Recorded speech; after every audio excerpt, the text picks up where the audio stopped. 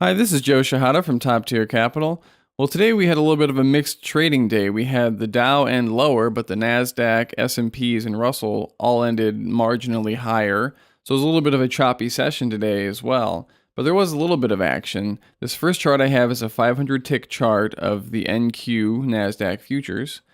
And what I have on the bottom is stochastics, and these horizontal lines on the chart panel itself are pivot points. The black line is the actual pivot point, and the blue lines are resistance 1 and resistance 2. Now let's go to the beginning of the day. You can see as soon as we hit this pivot point line here, we popped. We didn't even touch this resistance 1 line. We just went right through it like it wasn't there. We hit resistance 2, and we kind of chopped around there for a little while. And then when we came back down, we also ignored that resistance 1 line, and we went right back to the pivot points. Chopped around a little bit, went a little bit higher here, but something else was going on here. When we got to this point, we had overbought conditions. We had the stochastics initially back here say we were overbought, and then we came back down. And when you hit overbought this fast in this short period of time, when you hit it again, that means we're extreme overbought, and that's when the market turned lower.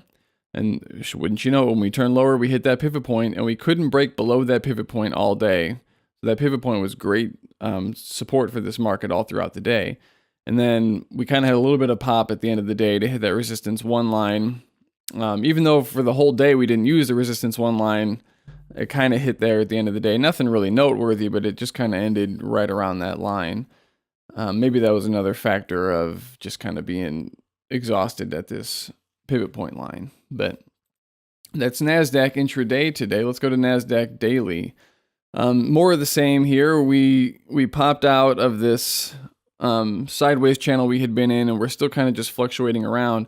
Now, someone had mentioned that we hit a doji up here, and I usually like that kind of analysis and say, oh yeah, definitely a doji, but this isn't really a trend. Usually, if a doji's at the top of a trend or the bottom of a trend, then you know it's a good reversal. Like up here, you know, there were a couple of dojis in a row up here signaling a reversal. But this isn't really a trend. This is just sideways. So we'll have to see if that comes true. I like that comment, so please keep them coming. But you know, and I hope you're right too. You know, I think I just like to see some action in the Nasdaq. I want to see it move. It's just kind of been really boring lately. And actually, I'm surprised it was up today, even though Apple was down for most of the day. So it was kind of interesting that the correlation finally didn't continue.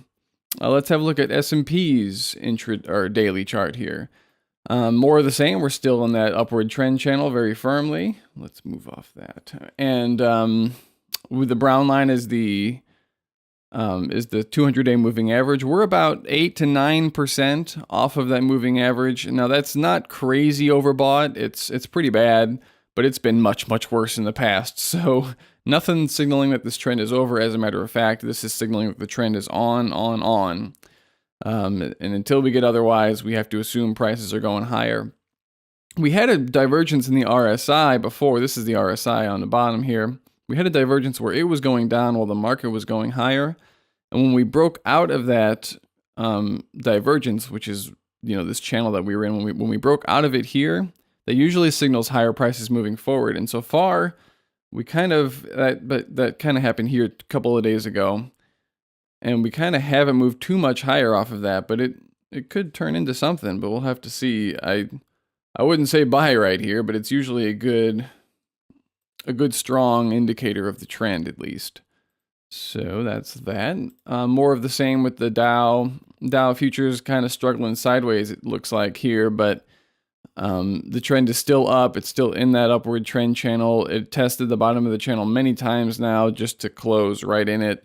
It had a chance today to really break down, but it didn't happen. So we are still in our upward trend channel with the Dow, despite what you're hearing on the news. Everyone's saying, "Oh, we can't break 14,000 on the Dow, so we have to, you know, everybody get worried." There's nothing to worry about yet. So there may be something soon, but at this point, nothing. But anyway, let's move on to the Russell 2000 futures.